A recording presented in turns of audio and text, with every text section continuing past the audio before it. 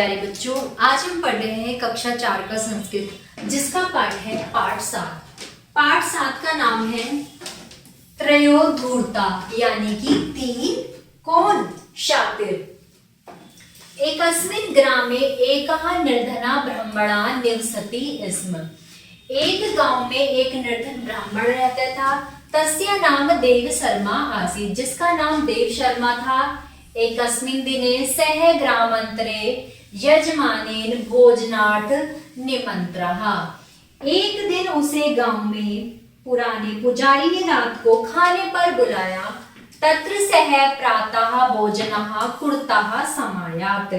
जब वह भोजन करके पुजारी से वापस आ रहा था, तब भोजनस्य पश्चात यजमानः पुरोतः एकः अजः पृच्छत्।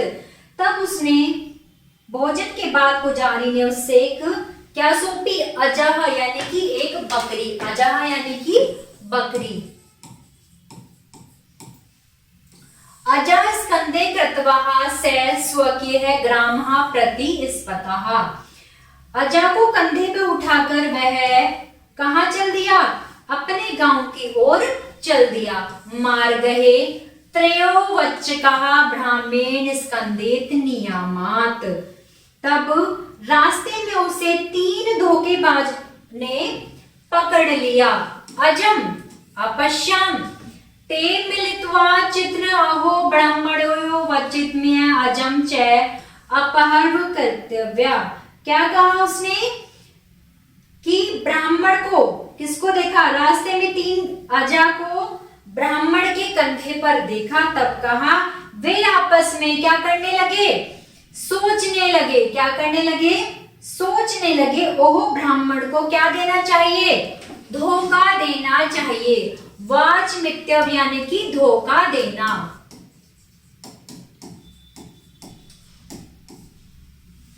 और इस अजा को चुरा लेना चाहिए। एवं मंत्रिक्ताये धूर्तः पेश परिवर्तनः कृत्वा ब्राह्मणस्य अग्रे आगता। तब एक ब्राह्मण के परिवेश में अपना भेष चेंज करता और क्या कहता है?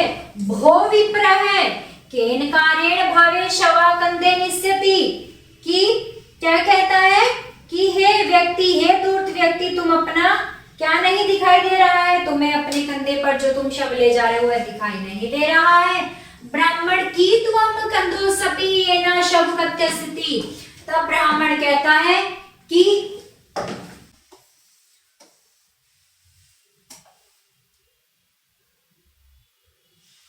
क्या आप ब्राह्मण को देख नहीं पा रहे हो, जिससे आप आजन्मा क्या शान यानी कि कुत्ता, शाना बोलते हैं प्यारे बच्चों, कुत्ता, कुत्ते को ले जा रहे हो। प्रथमः दूरतः चलति। जब सबसे पहले चालक व्यक्ति ने हरकत की, यादवत ब्राह्मणा मार्गे किश्चित पदानि अग्रे गच्छति तावत् द्वितीयो दूरतः समक्ष आगत्य भो ब्राह्मण शिष्ट्वः त्वम् स्केन स्वान नयासी। क्या कह रहा है? जब वह ब्राह्मण के मार्ग पर कुछ कदम आगे बढ़ा, पदानी यानी कि पद, अग्रणी यानी कि आगे, जब वह ब्राह्मण के कुछ कदम आगे बढ़ा, तब दूसरा धूर्त व्यक्ति, कौन? द्वितीय धूर्त व्यक्ति बोला, हे ब्राह्मण, मैं कौन हूँ? श्रेष्ठ हूँ। श्रेष्ठः यानी कि मैं श्रेष्ठ हूँ। आप कंधे पर कुत्ता लिए हुए हैं, अतः तुम्हें मैं पश्चात जाता। इसलिए आप क्या हो गए हैं? अछूत हो गए हैं। अस्पर्श यानी कि जिसको हम छू नहीं सकते हैं। ब्राह्मणो पश्यत त्वं विवेकिनो जाता। ब्राह्मण ने उत्तर दिया, तुम्हारा विवेकिनो यानी कि विवेक, तुम्हारा विवेक समाप्त हो गया है।